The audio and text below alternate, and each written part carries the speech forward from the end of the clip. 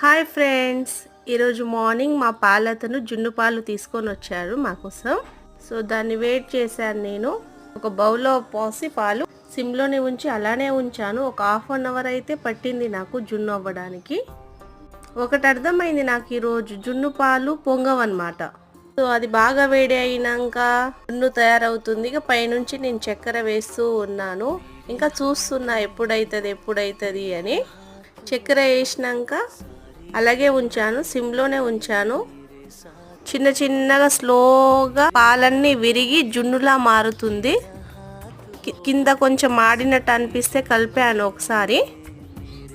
జున్నును చూస్తుంటేనే తినాలి అనిపిస్తుంది. మా పాప అయితే జల్దీ చేయి మమ్మీ, తింటా అంటుంది. సో ఇంకో 10 minutesలో అయిపోతుంది. ఆల్మోస్ట్ అయిపోయింది. సిమ్లోనే ఉంచా గ్యాస్ అయితే. ఫైనల్గా జున్ను తయారైంది.